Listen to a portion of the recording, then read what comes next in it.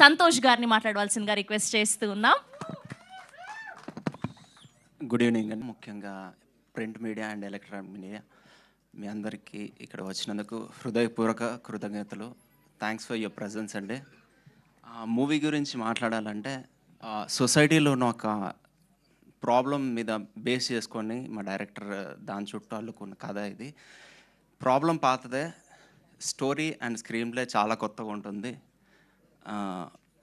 Cinema చూశాక screen play ఇదేంటి ఇలా ఉంది అనే ఒక్కరు అన్నారు, అరే భలే ఉందిరా అనే రేంజ్లోనే స్క్రీన్ ప్లే ఉంటుంది. ఎందుకంటే నేను సినిమా చూశాను, ఫస్ట్ కాపీ చూశాను కాబట్టి చెప్తున్నాను. అండ్ ఈ మూవీలో తనికెళ్ళ భరణి గారు, వినయ్ వర్మ గారు ఇట్లాంటి గ్రేట్ పర్సనాలిటీస్తో స్క్రీన్ సేవ్ చేసుకోవడం చాలా హ్యాపీగా ఫీల్ అవుతున్నాను. అండ్ తాగబోతు రమేష్ అన్న, వెంకీ మంకీ గారు అండ్ సత్యం రాజేష్ అన్న, థ్యాంక్ యూ. వీళ్ళందరితో స్క్రీన్ షేర్ చేసుకోవడం చాలా లక్కీగా ఫీల్ అవుతున్నాను. ఇలాంటి ఆపర్చునిటీ వచ్చినందుకు ఐఎమ్ ఫీలింగ్ గ్రేట్. యాక్చువల్లీ ఈ కథ ఒక పెద్ద హీరో చేయాల్సింది, అది లాస్ట్ మూమెంట్లో మిస్ అయింది. ఐ మీన్ ఎందుకు మిస్ అయిందో తెలియదు, తన టైం బాగాలేదో నా టైం బాగుందో తెలియదు, కానీ నాకు వచ్చింది అవకాశం.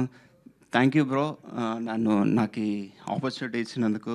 సో మార్చ్ 21 తర్వాత మేమందరం చూసాక మీరు పెద్ద హీరో అవ్వబోతున్నారు. మీరు అలా ఎందుకు ఫీల్ అవుతారు? అద్భుతమైన యాక్టింగ్ చేశారు. అదే నా టైం బాగుంది కాబట్టి నాకు వచ్చిందని ఫీల్ అవుతున్నాను.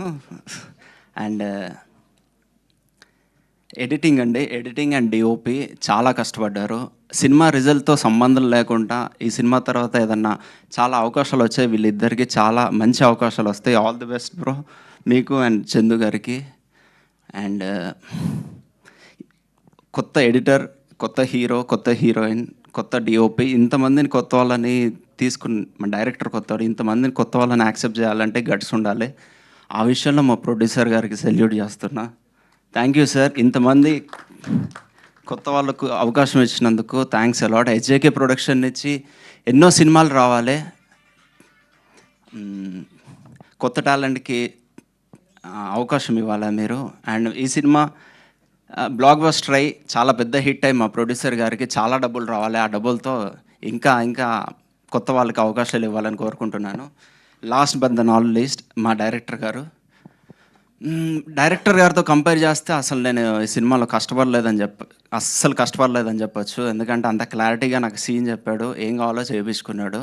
ఒక గొడ్డులా కష్టపడ్డది మాత్రం మా డైరెక్టర్ బ్రో, నిజంగా గొడ్డులా కష్టపడ్డాడండి. డే 1 నుంచి నీ కష్టానికి పే ఆఫ్ వస్తుంది అని నేను నా కోసం కాకుండా నీ కోసం ఈ మూవీ చాలా పెద్ద హిట్ అవ్వాలని కోరుకుంటున్నాను. Thanks a lot. ట్రైలర్ నచ్చితే మీరు నలుగురికి చెప్పండి, ఎందుకంటే మెయిన్ థింగ్ ఆడియన్స్ అండి.